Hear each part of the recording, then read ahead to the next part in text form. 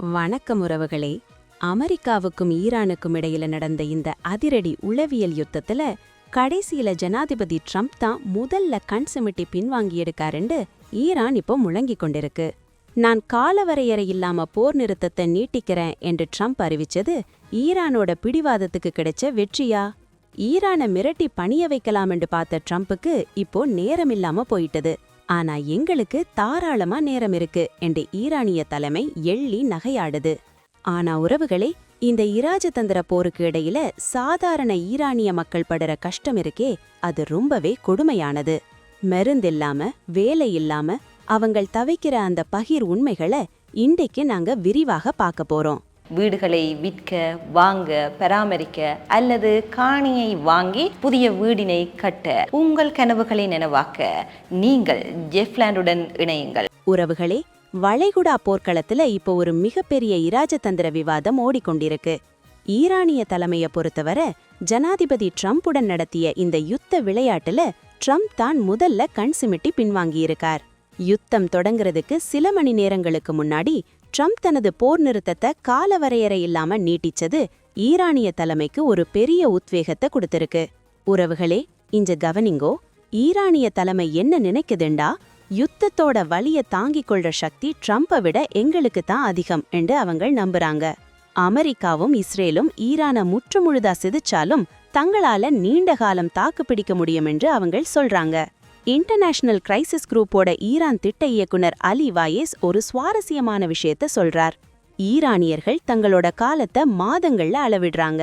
ஆனா ட்ரம்ப் நிர்வாகமும் உலக பொருளாதாரமும் தங்களோட காலத்தை வாரங்கள்ல தான் அளவிடுறாங்க. அதாவது ஹோர்முஸ் ஜலசந்தி இன்னும் 3 வாரங்கள் மூடியே இருந்தா அதை ட்ரம்பால தாங்கிக் கொள்ள முடியாது என்று ஈரான் கணக்கு போடுது. அரசியல் ஆய்வாளர்களின் கணிப்புப்படி பார்த்தா அமெரிக்காவிலே இப்போ ஒரு முக்கியமான தேர்தல் வருடம். ஹோர்முஸ் ஜலசந்தி முடக்கப்பட்டிருக்கிறதுனால உலகத்தோட 1/5 பங்கு எண்ணெய் விநியோகம் பாதிக்கப்பட்டிருக்கு. இதனால அமெரிக்காவில பெட்ரோல் விலை எகிறிக்கொண்டு போகுது. இது ட்ரம்புக்கு உள்நாட்டுல பெரிய தலைவலியை கொடுத்திருக்கு. இதனாலதான் ஈரான் ஒரு தெளிவான முடிவை சொல்லட்டும் என்று சொல்லிக்கொண்டு ட்ரம்ப் இப்போ சமாதானத்துக்கு நேரம் வாங்கியிருக்கார். இஸ்லாமாபாத்ல நடந்த முதல்கட்ட பேச்சுவார்த்தை ஏன் தோல்வியடைஞ்சதுன்றதுக்கு ட்ரம்ப் ஒரு காரணத்தை சொல்றார். அதாவது ஈரான் அரசாங்கம் ஃப்ராக்சர்ட் ஆகி உடைஞ்சு கிடக்குதாம்.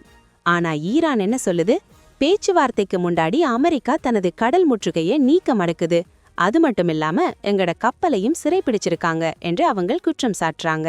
ஈரானிய வெளியுறவு அமைச்சர் அப்பாஸ் அராக்சி இன்றைக்கு விடுத்துள்ள பதிவில, துறைமுகங்களை முற்றுகையிடுவது ஒரு நேரடி போர் நடவடிக்கை, இதை ஈரான் எப்படி சமாளிக்கணும் என்று எங்களுக்கு தெரியும் என்று முழங்கியிருக்கார்.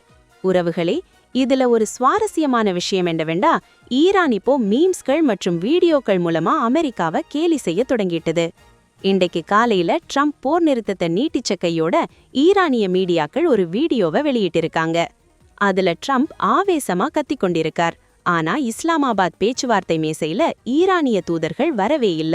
அவங்களுக்கு பதிலா ஒரு துண்டு பேப்பர் அங்க இருக்கு. அதுல ட்ரம்ப் ஷட் அப் என்று எழுதியிருக்கு. உறவுகளே, மிலான் கத்தோலிக்க பல்கலைக்கழகத்தைச் சேர்ந்த ஈரான் நிபுணர் அப்துல் ரசூல் திவ்சான்லார் சொல்றதுபடி 2 நாடுகளுமே தங்கள்கிட்ட தான் அதிகாரம் இருக்குன்னு நினைக்கிறது தான் இப்போதைய சிக்கலே. அமெரிக்காவோட தாக்குதல்களை தடுத்ததே எங்களுக்கு கிடைத்த வெற்றி என்று ஈரான் நினைக்குது. இதனால காலம் போக போக ட்ரம்ப் தான் பணிய வேண்டி வரும் என்று அவங்க கணக்கு போடுறாங்க. ஆனா உறவுகளே, இந்த பெரிய இடத்து சண்டைக்கு இடையில சாதாரண ஈரானிய மக்கள் படுற கஷ்டம் இன்றைக்கு உலகத்தையே ஒலிக்கிக் கொண்டிருக்கு. ஈரானோட பொருளாதாரம் இப்போ முற்றுமுழுதா சிதைஞ்சு போயிட்டுது. ஜனவரி மாதம் நடந்த போராட்டங்கள் இப்போ இன்னும் தீவிரமாகியிருக்கு. மருந்து தட்டுப்பாடு, உணவு தட்டுப்பாடு என்று ஈரானிய மக்கள் சமூக வலைத்தளங்கள்ல தங்களோட வேதனைய பதிவிடுறாங்க. ஆனா ஈரான் அரசோ தனது பிழைப்புக்காக எதையும் செய்ய தயாராயிருக்கு. சர்வதேச ஊடகங்கள் கூறுவதுபடி ஈரானிய அரசு தனது மக்களின் துயரத்தை பற்றி கவலைப்படாம இந்த போரை ஒரு இருத்தலியல் போராட்டமா பாக்குது. இதனாலதான் அவங்க கண் சிமிட்ட தயாராயில்ல. ட்ரம்ப் கால அவகாசம் கொடுத்தாலும் முற்றுகை நீடிக்குது, ஜலசந்தியும் மூடியே இருக்கு. அடுத்து என்ன நடக்க போகுதுன்றதுதான் இப்ப உலகத்துக்கே இருக்கிற பெரிய திக். வளைகுடா போர்க்களத்துல இருந்து வர ஒவ்வொரு இராஜதந்திர மாற்றங்களையும் நாங்க உடனுக்குடன் உங்களுக்கு தருவோம். உறவுகளே, காலம் செல்ல செல்ல ட்ரம்ப் தான் பணிய வேண்டியிருக்கும் என்று ஈரானிய தலைமை நினைப்பதையும் ஈரானிய மக்களின் துயரத்தை பொருட்படுத்தாமல் இந்த யுத்தத்தை ஈரான் நீட்டிப்பதையும் நீங்கள் எப்படி பார்க்கிறீர்கள்? இறுதியில் யார் மண்டியிடுவார்கள் என்று நினைக்கிறீர்கள்? உங்களது ஆழ்ந்த அரசியல் பார்வைய மறக்காம கீழே கமெண்ட்ல சொல்லுங்க. இணையத்தால் இணைவோம், இந்த யுகத்தை வெல்வோம். உடனுக்குடன் செய்திகளை முதலில் தமிழில் நாங்கள்தான் கொடுக்கிறோம். எமது டியூப் தமிழ் 24x7 பக்கத்தை பின்தொடருங்கள்.